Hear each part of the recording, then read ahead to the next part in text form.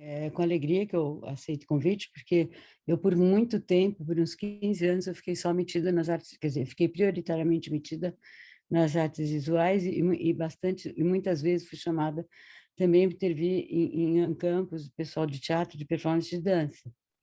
E já há alguns anos que eu me afastei, aí até vai ficar claro por que que eu me afastei, não acho que tem que se afastar, cada um decide aonde vai se conectar, né?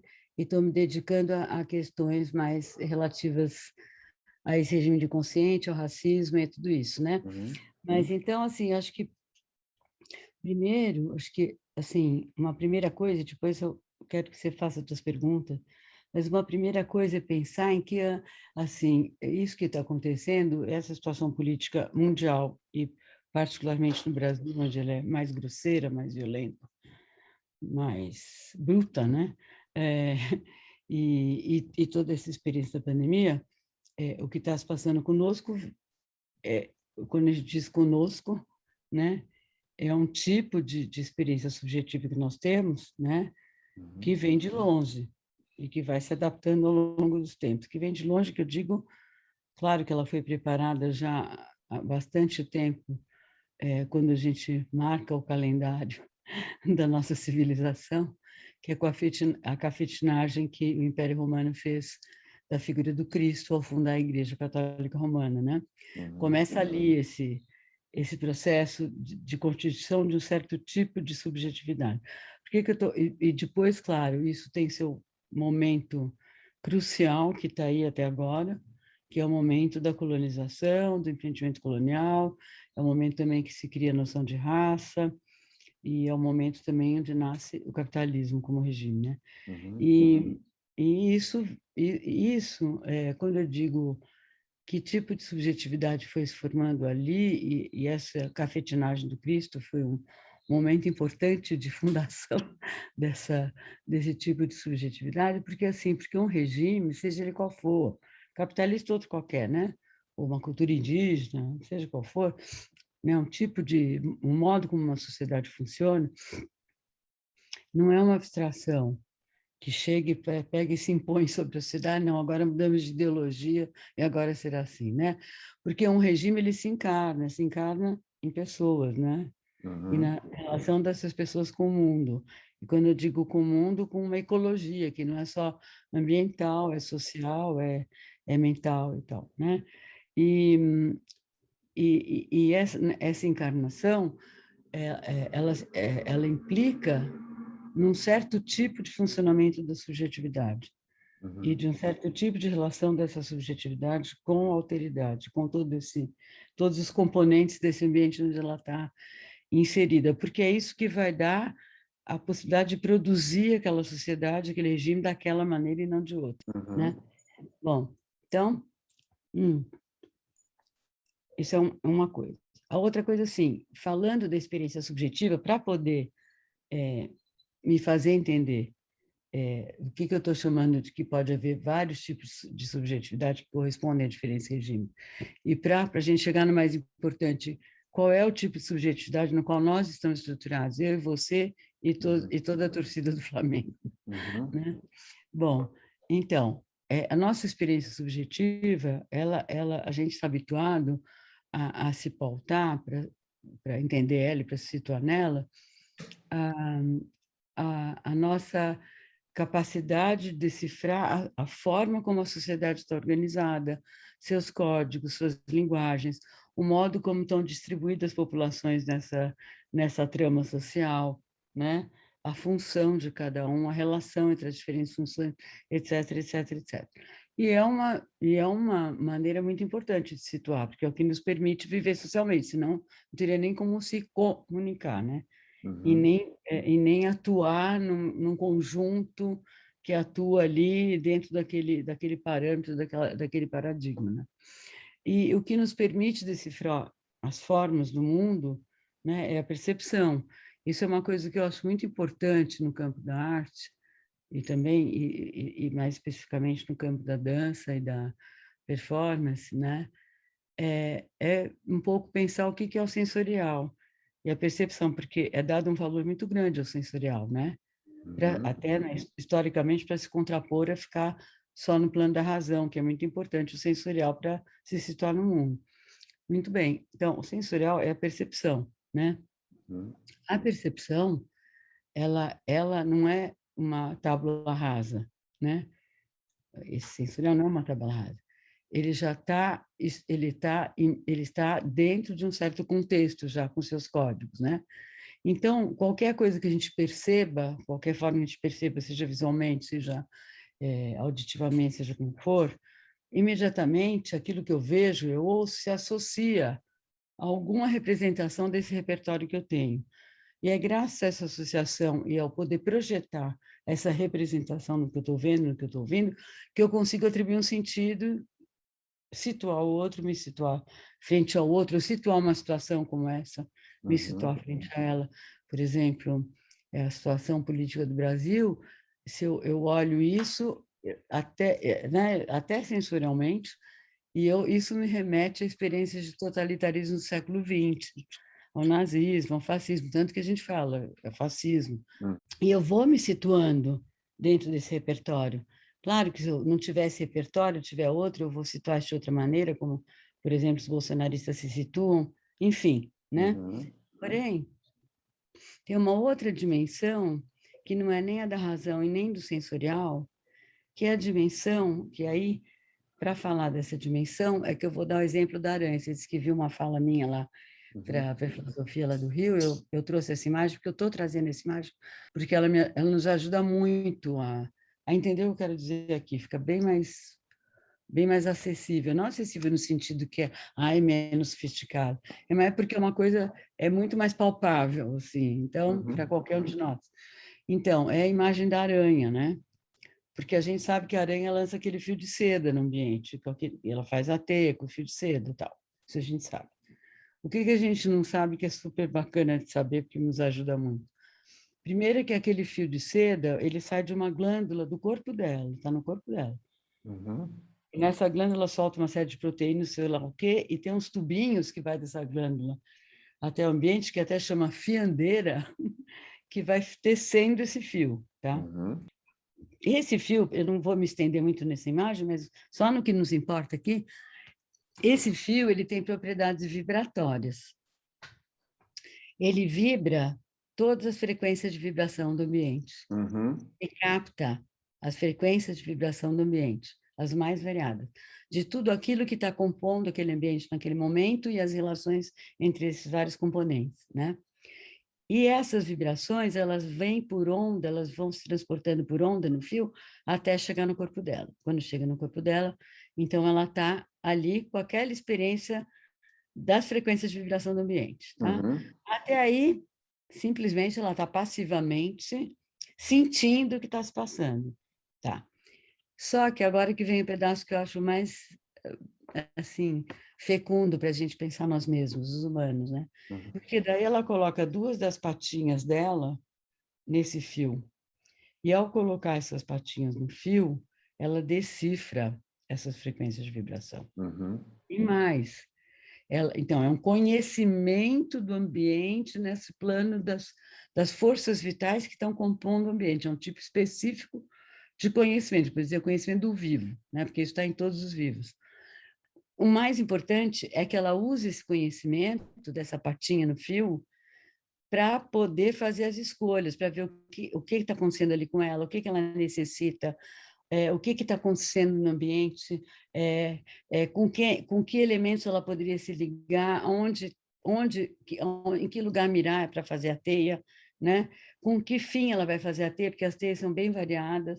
E nessa teia que coloca ela em relação a certos componentes do ambiente, vai surgindo toda uma ação que transforma aquele ambiente, né? Das coisas mais simples, que é ver onde que ela vai encontrar uns bichinhos para comer, que ela vai captar com a teia, ou dos bichos que podem atacar e que ela vai se proteger, né? Até se transportar, até uma teia que seduz o macho para ele soltar o esperma, para ela poder engravidar, outra teia que forma um casulinho para proteger a cria, e por aí vai. Beleza. Tá. Então, eu falei que isso está em todos os vivos, né? Vamos, então, para o humano, né? o que que seria, vamos dizer, o que seria essa primeira dimensão da nossa experiência subjetiva? É toda a forma como está organizado nosso organismo e como está organizado aquele ambiente. Eu vou me situar ali, tá? Os animais também, as plantas, todos se situam assim também. Isso não é próprio do humano, né? E o que que seria o fio e o que que seria a patinha, porque é um outro tipo de conhecimento.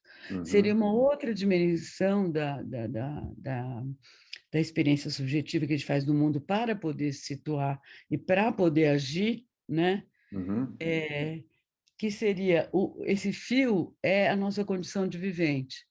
É nós como vivos expostos àquele ambiente recebendo essas frequências de vibração, que eu chamaria de o fio pulsional, a nossa pulsão vital, né? E o que que seriam as patinhas? As patinhas é o nosso espírito, aí espírito não cafetinado pela igreja, né? Espírito como nossa condição de vivo, como sopro vital, como, né? Como, desculpa, como conhecimento dessa nossa condição de vivo, né? É o espírito que, conectado com o fio pulsional, vai poder situar essas várias frequências de vibração, né? E no humano, o que vai responder a esse conhecimento é o desejo, porque é o desejo que nos faz agir. Eu vou me desconectar dali, me conecto ali, agora estou precisando de tal coisa, vou fazer uma teia por aqui, não por ali, dali vão surgir coisas na medida que essa teia vai sendo tecida, e por aí vai, né? Então, essas duas experiências são muito importantes, né? Eu uso até aquela ideia da fita de Mébius, aquela fita, sabe? Você gruda a extremidade de uma fita de papel, de uma tira de papel, uma extremidade no avesso da outra, cria uma imagem ali de uma fita que não tem nem começo nem fim, né? Que não tem em cima e embaixo, cria uma imagem que você for pôr o dedo assim na superfície, você não sabe o que que veio antes, o que que vem depois, o que que está em cima, o que está embaixo, o que que é dentro, o que é fora. Então, é um pouco essa relação entre essas duas experiências, porque o que acontece? Eu estou toda estruturada num determinado código ali, e com uma autoimagem que se produz ali, uma imagem do outro que se produz ali. Ao mesmo tempo, isso é indissociável, são duas camadas do vivo muito importantes, né? Nessa outra, dois exercícios, né? Duas experiências, dois exercícios. Nessa outra dimensão do fio com a patinha, né? Eu estou o tempo inteiro recebendo essas frequências de vibração e aquilo como que me fecunda, aquilo produz efeitos no meu corpo. E produz efeitos que são reais, mas eles não têm gesto que os expresse, nem palavra, nem, nem imagem, mas é uma experiência real. Aliás, eu diria que o real é essa experiência da partinha do espírito conectada no fio pulsional, né? Bom, e essa experiência, ela abre, né? Ela abre espaços ali, abre experiência, ela passa a compor o nosso corpo nesse campo, né? Isso que passa a compor o nosso corpo precisa encontrar seu modo de expressão, porque a vida também não é uma coisa solta e as formas não são formas vazias. A vida sempre está encarnada num determinado modo de expressão. E a expressão é sempre a encarnação de uma certa frequência vital ali, de uma certa qualidade vital. Então, deixa eu pegar um cigarrinho aqui, né? Então,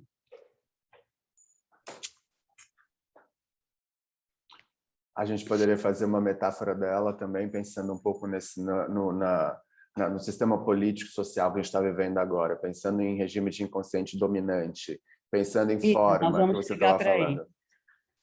Pensando em Nós vamos... forma e desejo, como canalizar esse desejo que talvez não esteja sendo bem ouvido nesse momento? Então, é por isso que eu quero só desenvolver só mais um pouquinho esse imagem que eu estou desenvolvendo, para a gente poder justamente, exatamente o que você está falando, entender qual é o regime de inconsciente que predomina em nós, que nos estrutura, e o que está acontecendo nesse momento sobre esse regime, e como que a gente reage capturado ou tentando sair dele, né?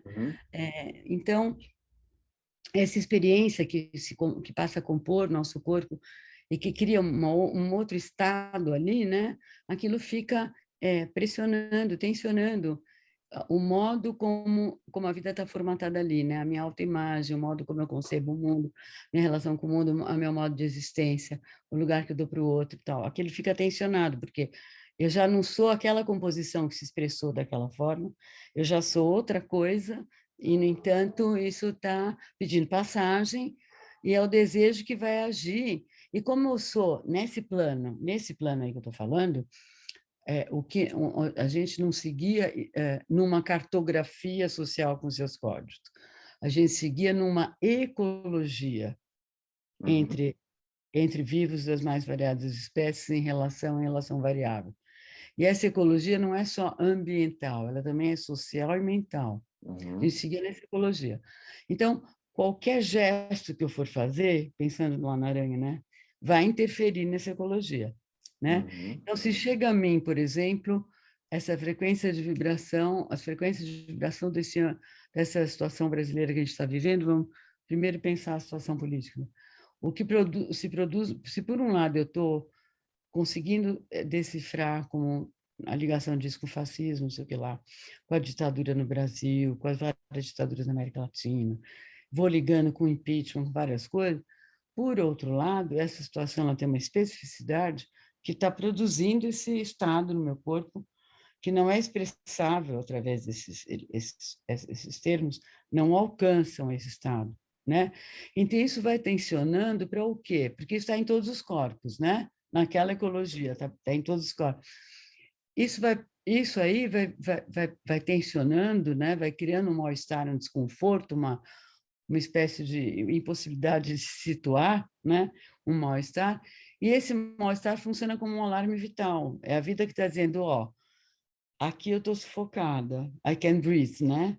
Mas, mas né? Alguma coisa tem que ser feita aqui. E o movimento vital, a vida se põe em movimento ali, né? Porque Uhum. alguma coisa tem que ser feita ali. E o desejo que é convocado para responder esse chamado, esse alarme Uhum. vital. Mas aí é que vão variar muitíssimas respostas do desejo. Isso que eu queria chegar para poder ir nesse assunto que nos interessa, né? São muitas as respostas do desejo, né? E essas respostas vão do mais ativo ao mais reativo, até isso que eu chamo da dimensão micropolítica. Que a Uhum. dimensão macropolítica, a gente está atuando dentro da vida pública estruturada pelo Estado, a gente quer interferir na distribuição, tem uma luta de interesse em relação à distribuição dos direitos, dos bens materiais e imateriais, né? E tudo referido ao Estado, inclusive as leis do Estado. E nesse outro campo, não é o coletivo ali, que você falou em coletivo, Uhum. esse primeiro campo é o cidadão, né? O corpo cidadão.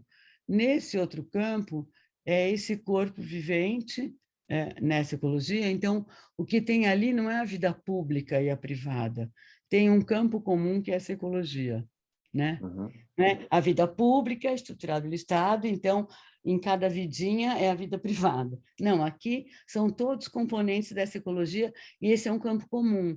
E quando essa ecologia está sob ameaça, como ela está, já estava por mil outras razões, e agora no nosso país está especialmente sob ameaça em vários planos, né?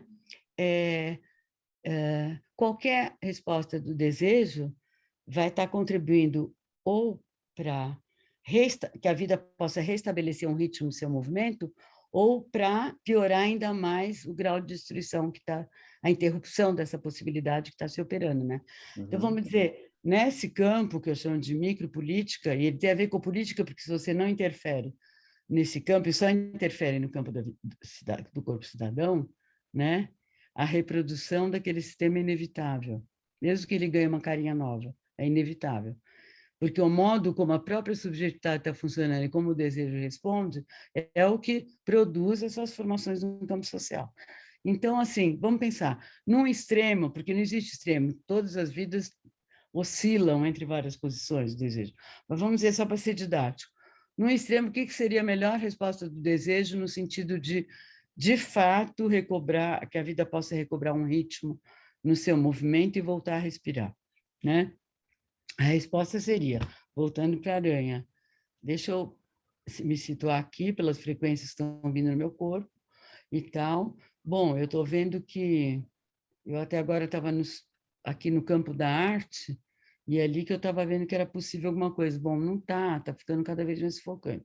Ah, mas eu estou vendo que no campo do racismo, por exemplo, o movimento negro no Brasil, é uma coisa extraordinária que está acontecendo ali, de ligação da patinha com o fio. Então, então eu vou fazer minha teia por aqui, né? Uhum. E por ali, com tudo que meu corpo é portador, naquela parte da ecologia onde outros elementos estão agindo, a gente consegue começar a recobrar, consegue, qual seria, né, pós-desejo, ele participa de um processo de criação de uma outra forma, né? Uhum. Cada um no seu pedaço, com as suas capacidades, sua história, aquilo que pode aquele corpo, vai ser um processo de criação a partir desse conhecimento do espírito conectado no fio pulsional, né? E esse processo de criação, quando ele acontece, né, o acontecimento, quando aquilo realmente encarna, ganha um corpo, aquilo interfere completamente naquela ecologia e no sentido de voltar a esse equilíbrio provisório, né, da vida retomar um ritmo no movimento. Qual seria o extremo oposto, né? O extremo oposto seria eu sou um sujeito que eu só me guio por essa dimensão das formas e do código social onde eu estou estruturado. Até eu sou super legal nisso, que é o campo do cidadão, né? No nosso caso, da nossa cultura. Eu sou excelente cidadão, eu participo, mas, do ponto de vista dessa outra dimensão da minha experiência, ela está totalmente... Eu estou desvinculado. Então, Uhum. as frequências de vibração no ambiente chegam no meu corpo, quer queira ou quer não. Mas o modo como eu vou interpretar Uhum. isso que chega, eu não tenho, minha patinha está totalmente descolada do fio, eu só vou poder interpretar o que me chega através do que eu disponho ali no meu repertório cultural, né? E a Uhum. minha a resposta do desejo pode até ser mais rápida, porque vai criar um equilíbrio ilusório. Por exemplo, Uhum. eu estou nesse mal-estar, né? Agora vamos pegar o exemplo já direto desse regime de inconsciente nessa cultura colonial racializante capitalística, né? Para a gente ver o que acontece quando eu estou desvinculado. Bom, a, a, vamos dizer, o coração, o princípio, antes de dizer isso, dizer o seguinte, né? Que o que eu chamo do campo de inconsciente é esse campo dessa fabricação de mundo, e Uhum. que vai variar dependendo de que política do desejo está na gestão dessa fábrica de mundo, né? Uhum. Tá, isso varia muito de cultura para cultura, sociedade para sociedade. O que define a micropolítica dominante, ou seja, a gestão dessa fábrica de mundo, né, que é a que conduz o desejo, da qual resulta a vida individual e coletiva, as formações no campo social, né? É uma micropolítica totalmente reativa, porque esse lado aqui eu chamei de reativo, não deu nome, isso aqui de ativo, né? Totalmente a base do capitalismo, e que é inseparável da noção de raça e da colonialidade, a base é a separação da patinha, entre a patinha e o fio. É como se Uhum. a patinha foi sequestrada para ser abusada, estuprada no cativeiro. Por que abusada, estuprada? E por que eu uso essas imagens que não tem nada de metáfora? É abuso e estupro mesmo, Uhum. né? Cafetinagem, né? Tem várias Uhum. imagens. Porque ao separar a pata do fio, né? Ao separar o espírito da nossa condição de vivente, a gente não tem como ter esse conhecimento, nem desenvolver esse conhecimento, que é um conhecimento que a gente desenvolve ao longo da vida, né? E eu estou no cativeiro, a pata está no cativeiro, sem nenhuma conexão com essas frequências de vibração. Isso não chega. Está ali no corpo, mas não tem nenhuma conexão com aquilo, só chega no Uhum. corpo. Eu estou no cativeiro. No cativeiro, eu não tenho como jogar fio para lado nenhum, meu fio foi retirado dali, né? No cativeiro, como que o desejo pode responder no cativeiro? Ele só pode responder aceitando as ordens do sequestrador, né? Que senão vai se ferrar. E como que é, então, como que é essa fábrica de mundo própria desse regime de inconsciente? Essa fábrica de mundo, como funciona essa fábrica de mundo sob uma gestão exclusiva dessa micropolítica reativa, né? Primeiro, que a engrenagem principal é essa desconexão. A outra engrenagem que vem junto é que aquilo que a conexão produziria como narrativa, já que não acontece, se sobrepõe uma narrativa sobre isso, ou uma forma que vai ser criada sobre isso, previamente definida, se sobrepõe. E o desejo vai agir orientado por essa narrativa, por essa forma de existir. Mas tem mais, a coisa é mais perversa, porque os operadores dessa engrenagem não são uma simples narrativa, uma simples forma considerada legal que você vai ter que obedecer, senão se ferrou. Os operadores, quais são? Os operadores são a ideia de raça, a ideia de gênero, o Édipo, né, ligado à estrutura da família patriarcal, cisgeneridade, por aí vai. Que são, o que são? O que é ideia de gênero, por exemplo? Né? Eu vou partir da ideia de raça, que é a mais importante de todas, né? Como essa ideia que surgiu no século XVI. O que é a ideia de raça? É a ideia que, segundo a qual as populações humanas se distinguiriam por diferentes graus de desenvolvimento humano. E no topo dessa hierarquia estaria o modelo, o modo de existência do branco europeu ocidental, colonizador, etc, etc, etc, tá? No topo. Aí todos os demais são considerados etapas inferiores do desenvolvimento, e quanto mais se afastam desse modelo, mais elas estão embaixo dessa hierarquia imaginária que se estabeleceu. Não que em outras culturas não há escravidão, não há desigualdade. Não estaria falando bobagem dessa. Mas na nossa, a desigualdade é naturalizada pela ideia de raça. E no século XIX, essa ideia ainda ganhou um certificado fraudulento de cientificidade lá. Lá eles não estavam preocupados com terra plana, né? Estavam preocupados em dizer que, de fato, por exemplo, o preto é inferior, porque biologicamente ele não tem as mesmas condições, né? O preto, etc., se a mulher é inferior, o índio inferior, o pobre inferior, enfim. Isso justifica, naturaliza e justifica esse grau de desigualdade, essa perversão, essa incapacidade de enxergar isso, né? Bom, tá. Então, essa é a coisa. Então, o que acontece? Por que isso é a base? Por que tem que ser assim, essa subjetividade? Por que essa tem que ser a política que orienta o desejo? Por que não poderia ser de outro jeito? Um outro tipo de capitalismo, por exemplo. Não dá. Por quê? Porque o capital se acumula, não só o capital econômico, mas também político e narcísico, se acumula através do quê? Através do desvio da potência vital do seu destino ético, que seria esse processo de criação de outras formas para a vida recobrar o ritmo em seu movimento, né? Essa essência da vida é uma potência contínua de transfiguração para se manter, para continuar, né? Para não acabar.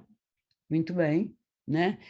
Essa potência de produção de forma, se eu estou com a pata desligada do fio e ainda sob essa hierarquia e me amoldando essa hierarquia sob pena de ser excluída, humilhada, sei lá o quê, cair na hierarquia, mesmo que eu seja uma brancoide lá do alto, né? Claro que as condições são totalmente distintas, né?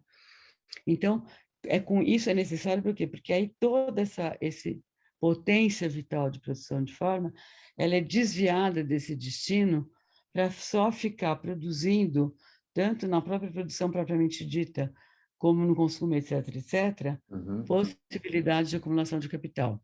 Tudo que a vida tem que produzir é acumulação de capital, e eu repito, isso é importante. Não é capital só econômico, vai junto, é capital narcísico, porque quanto mais acumulação de capital, mais eu subo na hierarquia, enquanto a minha autoimagem, que eu só decifro segundo essa hierarquia, e capital político de poder, né? Bom, então, tá. Então, isso atravessa esses 5 séculos, mas de maneiras muito distintas, né? A gente tem várias etapas da constituição disso, o iluminismo é uma das etapas, e por aí vai. Tá. Aí, isso, nessa nova etapa do capitalismo financeirizado, quando o capitalismo financeirizado ganhou se sobrepôs ao industrial e ganhou um poder global, né? Como é que está isso hoje? O que está acontecendo agora, né? Então, e aí a gente também pode falar da pandemia, né? Uhum. Isso que eu acabei de descrever, que seria o modo como funciona essa fábrica de realidade, né? Fábrica de existências individuais e coletivas, sobre esse regime de inconsciente, né? Com o aparecimento do capitalismo, com a imposição, com o poder global que adquiriu o capitalismo financeirizado, que ele já vem de muito antes, mas quando ele se sobrepõe e ganha o poder global, o grau de se aprimorou muito e se intensificou muito, isso aumentou o grau de expropriação da vida nessa direção. Uhum. Né? E para aumentar o grau de expropriação da vida nessa direção, conta também com tecnologias altamente sofisticadas para manter a subjetividade separada dessa experiência, né? Então, e aí, como é uma necessidade dessa nova fase do capitalismo, tornar o Estado menos aquela imagem da, da, do capitalismo com,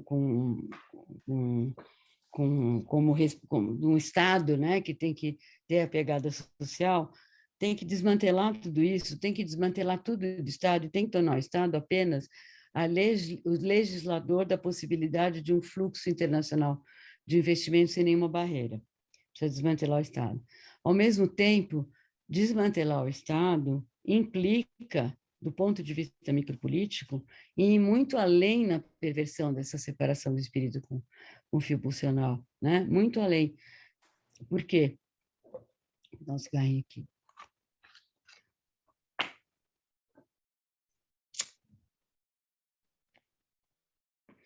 Porque para eu conseguir que a subjetividade desfaça, inclusive, essa imagem da cidadania, que é a estrutura nesse outro plano, né? Que se desfaça toda a história da democracia nessa pegada de democracia social, né? Uhum. Que se desfaça tudo isso, eu preciso promover, não só promover uma separação mais contundente, como eu preciso impor mais radicalmente essas narrativas supostamente universais com as quais eu me identifico para existir. Então, uma das estratégias micropolíticas desse sistema e que faz parte dessa nova modalidade de golpe que a gente viveu e que é uma nova modalidade de poder, ela é a produção disso que a gente chama de fascismo, mas é diferente, porque você pensa, na Alemanha, por exemplo, a narrativa do Estado, que era totalmente fake, era fake news, né?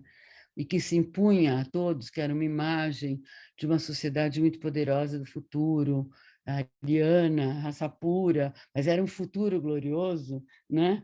Ela era transmitida via rádio. Um exemplo, das Uhum. tecnologias. Via rádio para a população inteira.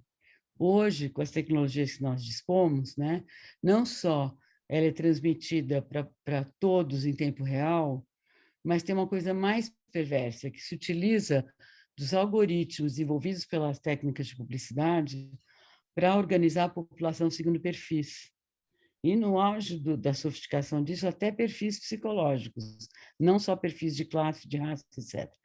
E nessa classificação, as mensagens que vão ser veiculadas, elas dizem respeito a uma mensagem que esse tipo de população vai aderir, né? E isso vai minando ao tal ponto, criando uma tal confusão cognitiva, né? Que você pega pessoas que viveram os governos mais de esquerda da América Latina, com todas as críticas que a gente possa ter, que os governos de esquerda não atuam absolutamente nesse outro plano, essa é uma das críticas, mas só no plano da cidadania, mas por não atuar nesse plano também fazem bobagens no plano da cidadania, mas não importa isso agora, né?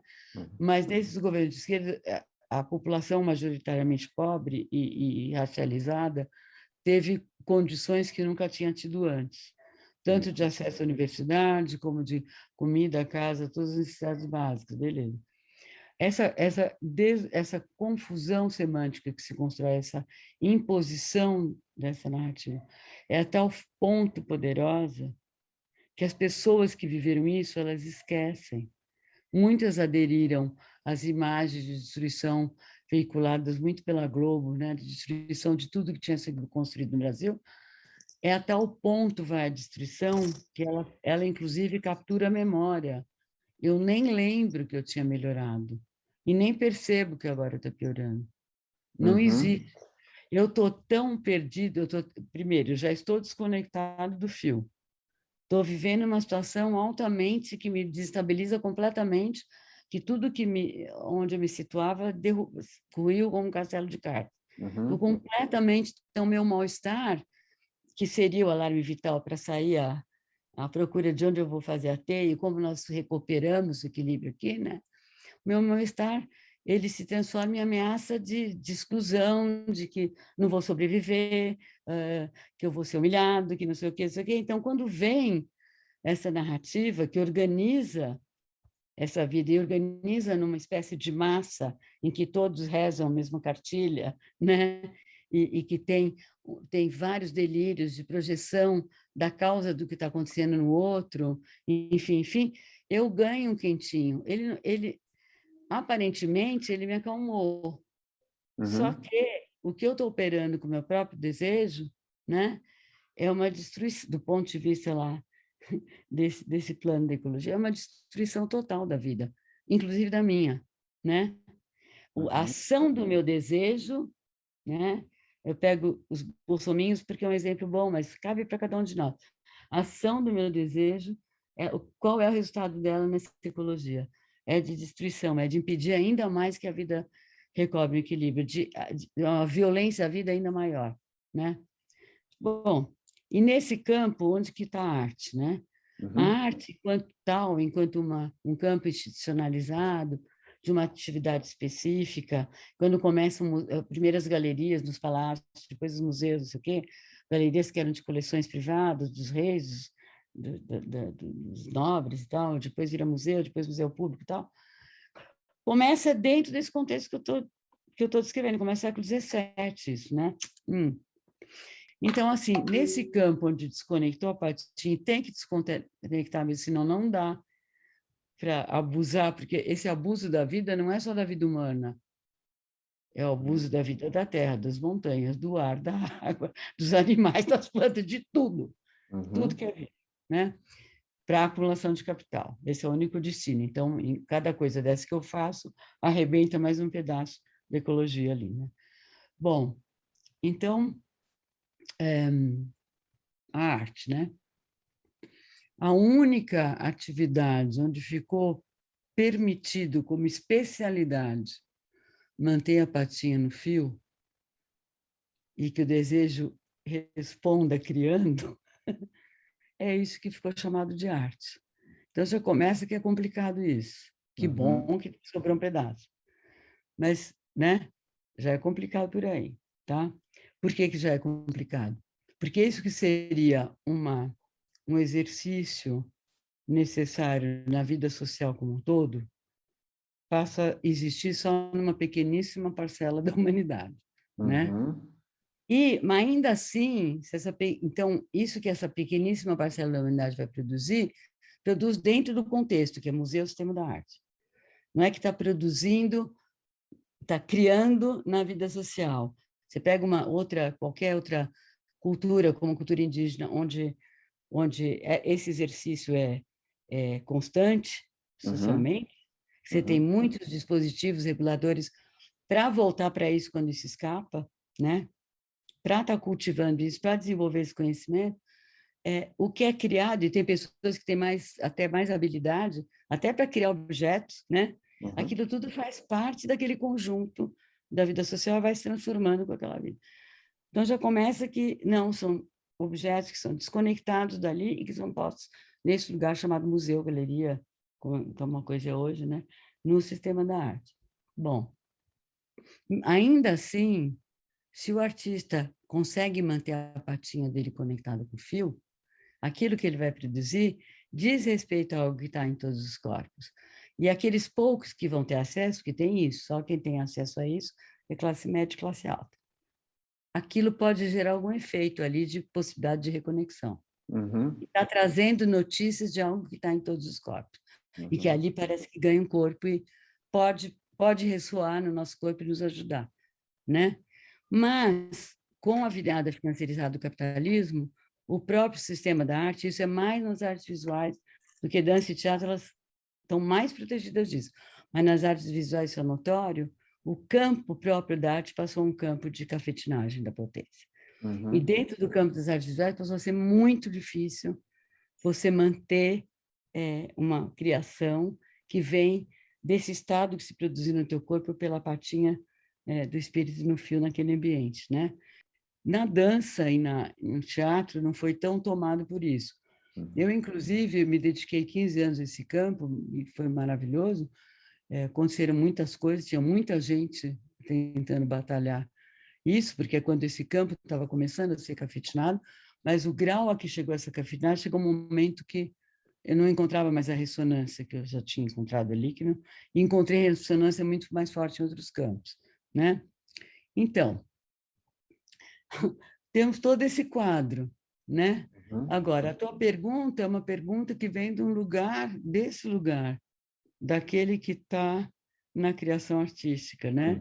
E que nesse momento não só está sendo atacado, diferentemente não, se ao mesmo tempo está sendo cafetinada a produção artística para coisas até muito óbvias, tipo especulação, né? Então, um campo onde você pode mais multiplicar teu capital do que o sistema da arte, sendo colecionador. 2, capital narcísico, porque se eu sou um milionário e não tenho uma coleção de arte, eu vou ser humilhado na cena internacional, tem que ter uma coleção de arte, né? Por aí vai, né? Mas no campo da dança e do teatro, o que se abate é tirar verba, é até censurar, como foi censurado, por exemplo, o trabalho do Wagner, né? É censura, não tem mais verba e não tem como mais produzir. É meio que cortada a possibilidade de continuar produzindo, né? É diferente de eu ser um artista de artes visuais, eu tô naquele campo, é tão forte o que me chama para ser um artista que vai fazer parte de coleção, que vai ter exposição em museus e que vai ser um hit no mercado, que é muito difícil eu manter a minha criação a partir desse conhecimento da patinha no fio. Ao meu já estou estruturado assim, então a minha tendência a cair de volta para o cativeiro é gigantesca, né? Gigantesca. Bom, então acho que aí a gente podia começar uma conversa mesmo, né? Porque como que isso está no campo da dança e do teatro? O que está se operando? Você contou que muitos estão só simplesmente voltando para a casa dos pais, não tem mais como sobreviver, não tem como produzir, isso é um ponto. Você trouxe também outro ponto importante, que por alguma razão começou a haver muitos solos, né? O que é isso, né? O que é isso que está acontecendo? Só mais uma coisinha antes de... Realmente eu quero que você fale, agora eu falei demais. Eu precisava tecer esse Claro, terreno, né? Desenhar maravilhoso. esse terreno para a gente poder trocar ideia.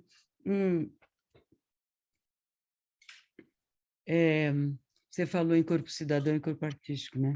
Eu gostei muito dessa imagem que você trouxe, porque a gente pode dizer que a subjetividade nessa cultura, porque cidadania tem a ver com essa cultura, tem a ver com o Estado, né? Tem a ver com a República.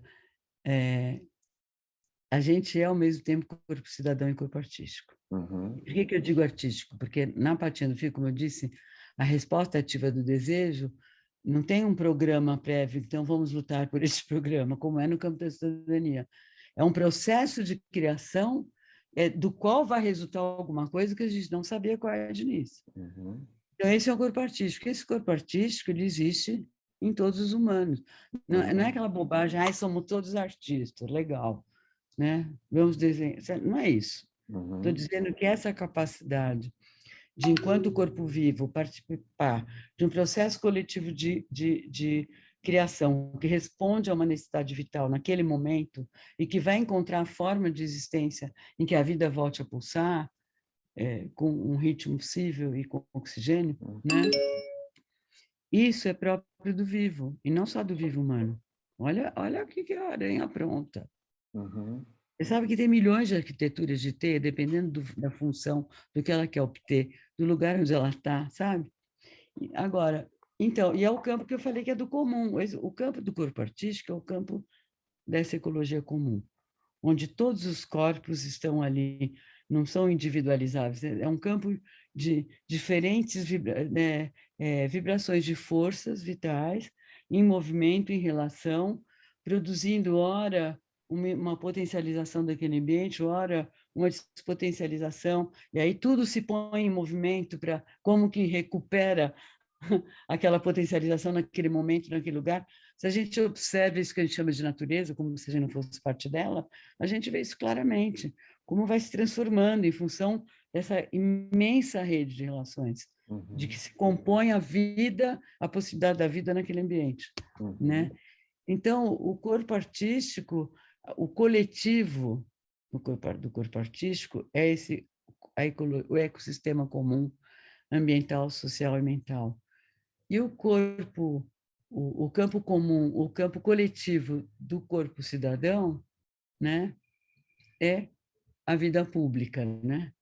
E também é só dessa perspectiva, dessa dimensão da nossa experiência, que a gente se enxerga como um ser separado do outro. Eu sou aqui, você está ali, eu sou sujeito, objeto, você é sujeito e objeto. A gente se comunica pelas projeções que eu faço sobre você, daquilo que vem de você e vice-versa e tal. Nesse campo do corpo artístico e do comum, não tem individualização, são forças e tudo está se reconfigurando em função do que vai acontecendo, sempre em nome do quê? Para o quê? Para que a vida persevere, né? Então, assim, era legal a gente pensar junto dentro disso, não sei se ajuda, como que é isso para o bailarino, como que é isso para o performer, né? O que está acontecendo nessa situação atual? Eu fiquei pensando numa coisa enquanto você estava falando, que era assim, a gente está ouvindo bastante, falando em corpo, desejo, falando em angústia do eu, falando em medo, trancafiamento das pessoas todas nesse momento, né, espontâneo ou não, porque também não tinha outra forma de ser que exige um isolamento, né? Eu fico pensando um pouco numa fala, e aí pensando não só em social, mas também no artístico, que é uma coisa que as pessoas assim, nossa, eu não vejo a hora de ter a vacina para poder voltar tudo ao normal. Então, como é que a gente pensa isso? Voltar tudo ao normal não é também perder a reconexão com a teia? É totalmente, porque o nosso normal tem uma psicanalista, ela morava em Paris, se não me engano, era da Nova Zelândia, da Austrália, sabe aqueles países que falam inglês, que nos Estados Unidos e na Inglaterra, que ela falava em normopatia. Porque o que é o normal nosso? O normal nosso é obedecer esses modelos genéricos e se moldar a eles, de gênero, de raça, né? E estamos nessa hierarquia, batalhar para subir nessa hierarquia, sempre sob a ameaça de cair mais para baixo, de ser humilhado, de ser excluído, né? Então, o normal é voltar para isso. E o que eu tenho notado, não sei se deve ter notado também, na pandemia, é que ao parar tudo, e ao parar essa máquina infernal, que também tem uma compulsão de produção, tudo, porque o que está dirigindo não é a vida, é a acumulação de capital. Então, né? Bom, mesmo que, enfim. Então, assim, eu vi muitas pessoas que o fato de ter parado essa máquina infernal e a gente sair do normal nesse sentido, né? Levou a se dar conta que eu estava vivendo, o que é isso? Não quero isso mais. O que é isso? Olha como estava a minha vida cotidiana. Que absurdo é esse? Eu não quero isso mais. E disso eu não quero isso mais, vai surgindo, assim, quando eu me dou conta disso, é uma primeira brechinha que abre na no cativeiro. É Uhum. uma primeira brechinha, porque só de eu já ver, depois que parou tudo que estava uma merda, minha vida, é porque já alguma coisa, a minha patinha já ligou um pedacinho do fio, né? Já abriu uma Uhum. brechinha. E aí é um mínimo, sabe, que eu desejo começar a dizer, bom, onde que eu me ligo aqui? Com o que que eu me ligo? O que que eu vou ouvir? Quem que eu vou ouvir? Com quem que eu vou trabalhar? Com quem que eu vou falar? O que que eu quero ouvir dessas infinitas lives?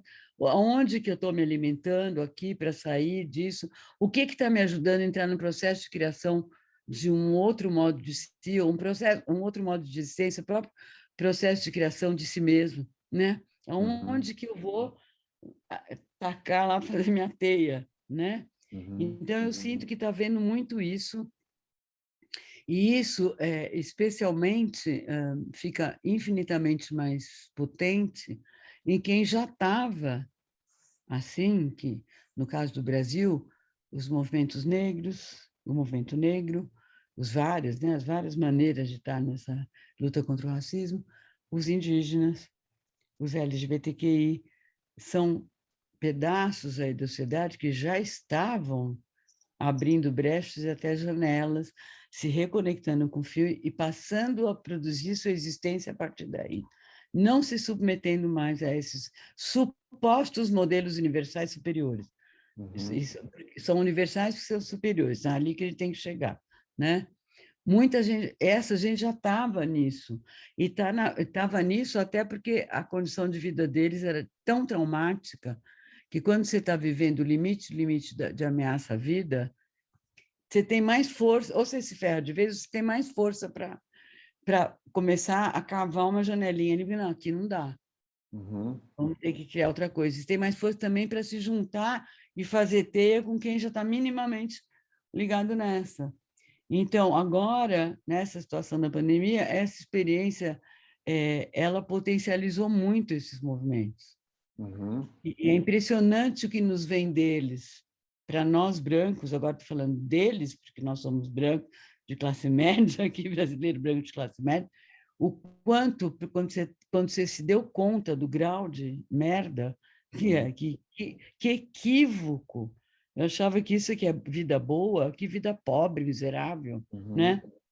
Então, essas ressonâncias com esses movimentos na ecologia, no ecossistema ali, nos ajudam muito a avançar nisso. E Uhum. você também tem vários graus disso, você também tem o extremo oposto, que ou cair numa melancolia, ou ter que se identificar com essa coisa bolsominha para criar um mínimo de contorno possível, porque está tudo completamente sem contorno e desestabilizado, né? Uhum. Enfim, estou falando um exemplo assim, né? Eu imagino que você também está vivendo isso e que muitas pessoas que você conhece Sim. estão vivendo isso, né? Que normal, gente, que é isso, né? Como que a gente pode pensar essa coisa de comunidade, o sentido de Uhum. comunidade agora, a partir de, Uhum. assim, de um novo embrião de mundo ou uma germinação de novas, eu vou usar esse termo que é seu, mas de transfiguração. Como é que a gente transfigura esse sentido de comunidade que a gente vinha estabelecendo? Porque a gente também reestabelece, por mais que eles sejam quebrados, parece que ainda assim seguem regras, não sei se são É, inconscientes, você cria o novo, mas o novo também está parado nesse aqui. Como é que é pegar esses destroços de alguma coisa? Porque também nada sai do nada, tem que ter esse destroço. Mas claro, como esse claro. destroço pode germinar um novo contorno?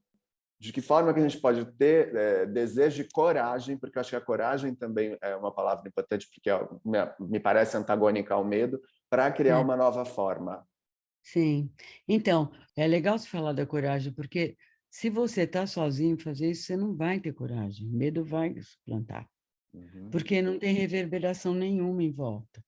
E no fim, você acaba se submetendo mesmo, porque é o único jeito de sobreviver, né? uhum, É, então, aí é que está a astúcia da aranha. Ela escolher onde que ela vai tecer a teia com quem, né? E no nosso caso, esse onde vai tecer, você deve ter tido muita experiência assim que eu também tive. Você acaba fazendo o grupo e acaba repetindo tudo daquele grupo, como você acabou de uhum, falar. Por quê? uhum, Porque a gente não está agindo, tentando conectar. A gente está agindo sob esse regime de inconsciente, repetindo todas as coisas. Quer dizer, o que vai prevalecer no grupo é quem está sendo reconhecido, quem não está. Se eu estou mal, então eu projeto a causa do meu mal-estar no outro. Aí eu pego, então, sou feminista, aí eu adoto a ideologia feminista como ideologia, porque feminismo não é uma ideologia só, né? Mas eu sou ideologicamente feminista, eu vou projetar todo o meu mal-estar nos machos, né? Eu vou, enfim. E aí a gente não sabe nem como é que foi parar ali de novo, né? Então é uma boa pergunta que você faz, porque a gente tem que é muito importante a gente agregar no trabalho que a gente faz consigo mesmo, nas nossas relações, essa dimensão de poder se desfazer desses modelos genéricos, né? Por exemplo, se a gente pega o campo da LGBTQI, ali não se trata de multiplicar os modelos com direitos civis. Isso do plano do Estado tem que ter essa batalha, né? Mas no plano do que está acontecendo de fato, o que está acontecendo nesse movimento, não é multiplicar modelos gerais, é se libertar do modelo geral. Não é, em vez de vamos sair do binarismo, porque o binarismo é que é... Não, a questão não é o binarismo, né? Homem e mulher, hétero, homo. Não é multiplicar, né? A questão é que a sexualidade nesse campo está completamente capturada por um modelo universal. Posso dar exemplos assim terríveis do que a gente vive nesse campo, cada um de nós, né? Sim, claro. Né? Fico pensando um pouco pensando em comunidade, assim, sobre a palavra empatia, sobre a palavra simpatia, num sentido, por exemplo, eu fico pensando que o medo é produzido nesse momento através do invisível, porque você não tem Tudo isso é possibilidade. invisível, né? E Tudo isso é aí, invisível.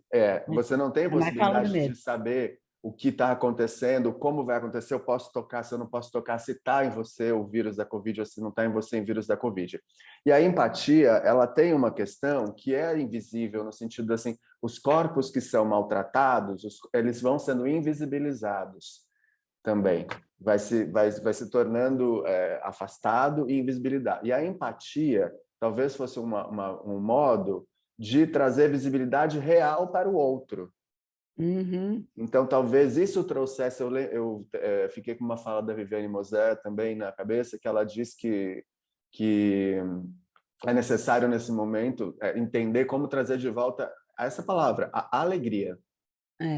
Você falou em alegria logo quando você começou a falar, eu até anotei. Então, da onde que vem a alegria? Vamos pensar. Tem uma coisa que a gente chama de alegria, que, na verdade, é essa felicidade do ego. Não estou dizendo que ele não tem que ser feliz. Bom, então, eu estou feliz porque eu consegui que um homem me queira. Pegando uma coisa bem grosseira, mas estou feliz porque meu trabalho foi reconhecido. Eu estou feliz porque, né? Sempre tem a ver com reconhecimento. Ser ou não amado. Sendo que a gente está com a faca na cabeça da hierarquia, que a qualquer momento você pode cair na hierarquia, né? Agora, o que a gente pode chamar de alegria? Você vê, nós estamos numa situação sinistra, sinistra. O ego está muito triste, muito assustado, né? Mas, se a gente está com a pata do espírito conectado no fio, né? E se a gente consegue, se o desejo consegue atuar a partir disso aí, talvez você esteja chamando de empatia, quer dizer, o outro não é uma coisa que está fora de mim, sobre o qual eu projeto uma representação, que pode ser uma representação do bem, né? Então, o outro é alguém que eu vou ajudar, vou até me sacrificar para ajudá-lo, né? É muito diferente de captar o outro como uma presença viva que está produzindo efeitos no teu corpo. E é com isso que você vai lidar. A teia que vai se armar ali, o que vai surgir é entre o teu corpo e o meu, né? Então, talvez a gente poderia dar... Eu não costumo dar o nome de empatia, só porque a empatia também foi muito cafetinada, essa palavra. Ela se separou da alma dela. Mas é totalmente diferente essa relação com o outro. Se o outro está de fato em você, né? Pelos efeitos dele, passa a te compor efetivamente, não para ser igual a ele, mas porque passa a te compor com aquilo que você já é, e aquilo vai, né? Ali tem um campo comum de uma teia que vai se tecer e que algo vai acontecer a partir dessa teia, que já não é nem mais você nem o outro, né? É alguma coisa que se construi entre os dois presença viva de cada um no corpo do outro, né? Então, isso é muito diferente do sacrifício, porque eu não estou me sacrificando para ser bonzinho com você, porque eu sou do bem. Eu estou levando muito a sério a tua presença no meu corpo, Sim. né? E é nesse sentido que eu posso até oferecer alguma coisa no momento que você está com a tua potência diminuída, né? Você está ali meio perdido no meio, né? Nisso tudo, né? Mas aquilo que você está vivendo me afeta também, né? E a partir desse afeto que eu estou junto e te dando de volta essa ressonância, a resposta à ressonância da tua presença no meu corpo, né? Eu acho que quem mexe com música ou com dança teria muitas condições para isso, mas essas pessoas, como todos nós, estão estruturadas no mesmo regime de inconsciente, né? Estão estruturadas no mesmo regime de consciente, tem que batalhar. Elas têm até uma experiência que talvez desse mais recursos para isso, mas isso não está garantido, não está garantido, não é? Sim. Muito bem. Mas era legal a gente pensar por que as pessoas estão dançando solo. O que você pensou? Você achou Então, bacana aí pensar? eu trouxe essa questão no processo passado, aí eu vou falar também do meu lugar, inclusive, porque eu propus um projeto solo para os editais, porque a gente vai pensando, como você ou eu, a gente disse em algum momento lá atrás, sobre esses que é uma das maneiras que eles têm de tolir a cultura, de podar, é cortando verba. E se você não tem verba para pesquisar, para produzir, porque o entendimento também esse entendimento de uma quebra de romantismo da arte para a arte como profissão, para entender que a arte envolve dinheiro, a arte tem que ser cobrado, a arte tem que receber, o artista tem todo esse lugar que foi uma discussão que tem várias conversas dos ensaios perversos lá atrás para começar, inclusive dentro da própria classe artística, falar sobre dinheiro dentro da classe artística, já que estamos num regime que é capitalista, não podemos ser fora, não dá para ser completamente fora dele para produzir. Podemos até nos utilizar dele para produzir um discurso com ele, mas sair totalmente é meio muito difícil. Não, a aranha ela não faz a teia dela em qualquer, ela faz no lugar que está ali, na realidade dela naquele momento. Não é um lugar, sei lá, onde então eu vou para o campo e outro lugar, não é isso. E vai Né? fazendo escolhas nessa teia também, né? Exatamente, é as escolhas. Né? E aí eu acho que teve, no meu caso teve isso, porque eu dirijo uma companhia que, no geral, tem 17 pessoas envolvidas. E aí os orçamentos não cobrem 17 pessoas trabalhando. Então teve um momento que eu comecei a ter que dividir os trabalhos em grupos menores para ver se a gente conseguia poder dar conta do trabalho. E em um momento eu produzi esse projeto que chamava O Homem Sem um Nome, e que virou um filme depois, porque eu fui contemplado durante a pandemia, durante a pandemia ápice, assim, o ano passado, então era impossível de realizar o trabalho e de compartilhar esse trabalho com as pessoas. Então eu acabei transformando ele num filme. Convidei alguns artistas para falar sobre essa experiência de criar solo. E aí a gente começou a pensar sobre tem um momento que é uma necessidade real de você estar sozinho para se entender, mas um solo também nunca é um solo, porque você está envolto com várias pessoas juntos. Então, essa reverberação vai te trazendo uma coisa que você trouxe agora há pouco também, que era, você vai percebendo que quando está fazendo esse solo, não tem como. Você fala, não existe, eu estou com alguém, eu estou com pessoas. E também me veio surgindo o amor, assim mesmo. Tinha umas horas que eu pensava, meu Deus, eu preciso ouvir alguém falar sobre isso, eu preciso mostrar para alguém. Só para mim, eu já não estou tendo mais prazer de fazer isso aqui. Eu preciso das outras pessoas comigo. Assim. Eu não parti do princípio que eu queria fazer sozinho, eu parti do princípio da necessidade de fazer sozinho pelo momento que estava dado, né? Outras pessoas querem realmente se isolar. Não foi esse o meu caso. Mas num determinado momento tinha uma pulsão imensa dentro de mim. Assim, eu preciso das pessoas, eu quero mostrar, quero contar o que eu estou fazendo, quero mostrar para elas que também tem um sentido de ser amado, aí sei lá, alguma coisa parecida com isso que me desse uma resposta sobre mim mesmo. Imagino que tenha sido esse caminho, assim. Uhum.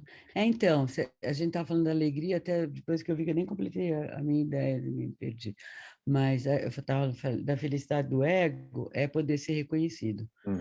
A alegria desse que eu chamo de transpessoal, né? Porque aí não tem a pessoa, o contorno, é o transpessoal, estou atravessado por tudo. Uhum. Até quando eu estou fazendo meu solo, estou habitado por tudo. E meu Uhum. solo está saindo a partir daquilo que me habita, se for, na melhor das hipóteses. E Uhum. na melhor ainda das hipóteses, eu consigo, naquele momento, que às vezes não dá, criar, às vezes nem chegou o momento, sei lá, criar alguma coisa onde está presente de alguma maneira. Não como conteúdo, mas como tipo de frequência de vibração que está pulsando naquela obra, né? Uhum. Então, aí a sensação não é de pertencimento, quando consegue, você vai saber do que eu estou falando. Sensação de participação Uhum. dessa responsabilidade de criação coletiva, desse campo Uhum. comum, é de participação. E a alegria que a gente sente, você vai me entender muito bem, eu sinto isso na escrita, eu sinto isso quando eu consigo dar conta nas palavras, é, é uma alegria vital, é a vida que está podendo pulsar plenamente no teu corpo, participando, conectada com onde está pulsando, e tem vários pedaços, mas em certos pedaços ali, e criando alguma coisa que interfere naquela ecologia, que Uhum. traz um dom, um presente para aquela ecologia, no sentido do que todos estão buscando, né? E Uhum. cada um só pode fazer aquilo que aquele corpo pode, né? Uhum. Mas aí ele vai, eu vou levar isso ao extremo daquilo que meu corpo pode, né? E quando isso consegue ganhar um corpo de expressão, né? É uma alegria que não tem nada que se compare, Uhum. mas ela é diferente do reconhecimento e do Uhum. pertencimento, é uma alegria de participação. Uhum. Fiquei pensando no contorno, forma, Né? sobre e pensando nesse populismo de direita e aí tentando fazer um paralelo assim com arte. Eu queria conversar um pouquinho sobre o populismo de direita. Parece que ele entende uniforme, uma coisa só pode ser É, feita. E aí é, e eu fico me perguntando na arte como a gente pode deixar que isso seja um pouco mais expandido e também como que a gente entende por que que a gente tem a necessidade da nomeação das formas e da nomeação do contorno, ou é. da defesa disso, o que leva esse populismo de direita, por exemplo, a acreditar numa única forma. Então, voltando um pouco a esse território aqui que eu desenhei para a gente. É, se eu estou desconectado, né, a patinha desconectada do fio, toda essa frequência de vibração de destruição que chega no meu corpo Uhum. é muito, aí é medo absoluto, é muito ameaçadora, é muito ameaçadora. Então, se eu não tenho nenhum recurso para me desconectar, nada em volta, às vezes até teria, porque todos têm, mas nada em volta me leva a ter coragem de desenvolver isso. O que que eu preciso? Eu preciso, aí é o normal, né? Eu preciso me identificar com alguma coisa que dá um contorno para a realidade universal, com uma ideia de verdade, parará, eu vou me identificar com aquilo, e aquilo vai me trazer um contorno de Uhum. fato, até discursivo, né? As Uhum. palavrinhas que eu vou falar. Mas aquilo que está gerando o meu mal-estar, né? Não foi resolvido. E eu vou Uhum. continuar angustiada no dia seguinte. E vou ter que intensificar essa minha defesa cada vez mais, a ponto Uhum. de começar a delirar que a Terra é plana, Uhum. e cloroquina é ótimo, sei lá, né? Então, Uhum. assim, até às vezes eu venho com uma imagem assim, quando você está com a patinha no fio, é como se estivesse num útero conectado contra o corpo, efetivamente. E está tudo ali contribuindo para uma germinação, né? Essa outra maneira de junto é uma maneira como se fosse, estamos todos juntos, grudadinho, quentinho, mas não é líquido amniótico que permite a germinação, que alimenta esse processo. É o líquido do chorume, sabe? Aquele Uhum. que é um líquido fétido de morte, né? E Uhum. que interrompe toda a germinação. Então, é claro que esse corpo não vai conseguir se restabelecer a partir disso. Ele consegue um contorno, o ego se acalma. Mas a vida continua ali completamente aos gritos, né? Fiquei pensando no que tem que ir junto, tal. Mas, por exemplo, como a gente faz com esse populismo de direita? Como a gente se comunica com eles? Porque eles, de certa maneira, negam. Eu também É, nego de uma certa maneira, mas tenho interesse em dialogar. é. Então, o que seria o nosso, de certa maneira, se existir algum tipo de esforço da nossa parte, um tipo de movimento da nossa parte, de integração com essas pessoas? Como seria isso? Ou a gente vai entrar sempre num embate eterno do tipo, a Terra é plana, a Terra não é plana, eu acho que é plana, você acha que não é plana, e vamos ficar em conflito para sempre. Como é que a gente vai... Porque eles não têm o interesse de vir em direção à Terra não plana. Então, será que a Terra não plana vai em direção à Terra plana? E como é que a gente cria esse lugar, ou sempre será um movimento de guerra? Eu acho que tem respostas para os dois planos, macro e micropolítico, né? No Uhum. plano macropolítico tem que haver, é mais fácil pensar, né? Tem que haver, tem que se botar barreiras a isso, que seja impeachment, o que for, tem que haver barreiras, tá? Estão sendo postas algumas barreiras no STF, na CPI, né? Manifestações sociais, né? Essas manifestações no Brasil, estranhamente, elas sempre são mais fracas do que acontece no resto da América Latina, porque era para estar as cidades inteiras tomadas nesse momento, porque nós somos 70%, né? Não digo que é 70% com a patinha no fio, mas 70% está vendo que é um desastre que está acontecendo, né? Mas isso não acontece, isso tem que acontecer nesse plano. No plano micropolítico, tem que acontecer é se conectar cada vez mais com quem também está nesse processo, né? Uhum. E a partir daí ir criando coisas entre nós, porque isso prolifera por contágio, né? Assim como prolifera por contágio a micropolítica reativa, a ativa prolifera por contágio, porque na hora que isso chega no outro corpo, se ele tem a mínima possibilidade disso, ele tem mais coragem e o medo diminui, né? Uhum. Porque aquilo faz sentido, reverbera, faz sentido, tem resposta. A resposta já muda o que você já tinha criado ali, já se transforma, já vira outra coisa, já ganha um outro desenho, né? E Uhum. essas coisas não são separadas, porque tem que haver a pressão contra a reatividade e contra o reacionário, que são duas coisas Isso. distintas, ela acontece nesses dois âmbitos. E mais, nesses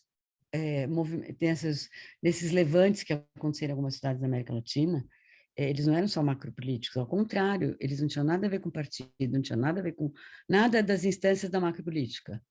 Foi a Uhum. partir de patinha no fio que foi contaminando, todo mundo já agindo, uma cidade inteira agindo já nessa outra direção, com uma certeza de que aquilo não pode continuar, e encontrando maneiras macropolíticas de se manifestar e de pressionar.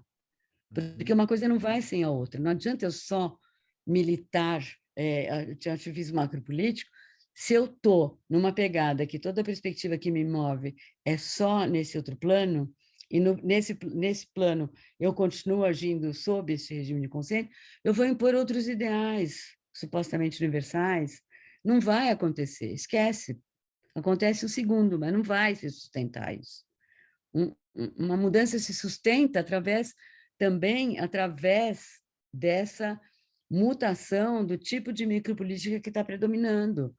Tem que Uhum. mudar a gestão da fábrica do inconsciente, tem que ocupar a fábrica do inconsciente. Uhum. Não posso ocupar as fábricas como tinha no capitalismo industrial, você tem que ocupar a fábrica do inconsciente. E não dá para fazer isso sozinho, né? Agora, Uhum. a tua pergunta também tem uma outra dimensão, por exemplo, o que eu faço com membros da minha família ou até com amigos que estão nessa, Isso. né? Certamente não é dando lição, né? Dando aula, né? Uhum. Se tem ali algum trânsito mesmo afetivo, amoroso, né? Como é que, daquilo que vem daquela pessoa para mim, como que aquilo me afeta, como é que eu consigo, a partir dali, trazer algumas coisas que estão no campo dela, na experiência dela, que vai ajudar a ver. E também tem que ter consciência quando a pessoa, vamos pegar um Bolsonaro, digamos que ele fosse seu tio, Deus me livre. né? Tá bom, mas acontece, né? Às vezes aparece tios assim. Tem muita gente que tem tio assim, né? O pai, né? O mãe, um amigo, ali não tem cura, porque ali a doença. Por que eu estou chamando de doença? Porque a separação da patinha do fio é doença. Uhum. É doença no sentido que tudo aquilo que prejudica a vida é doença. Uhum. Separou a patinha do fio, é doença. Até tem aquele, eu sempre trago nas minhas falas, às vezes nos textos, né, a, a palavra, o termo que os Guarani usam para a palavra, que é nhe.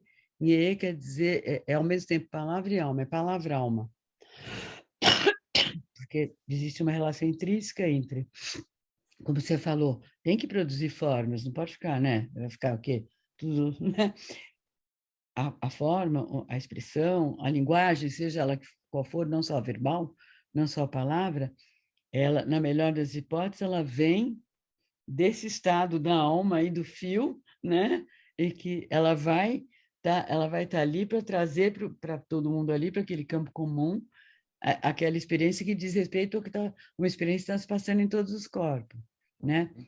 Então, para eles, palavra e alma vem junto, mas não é uma coisa nesse, garantida, né? Para eles, é uma potência de juntar a palavra com a alma, mas que pode se realizar ou não.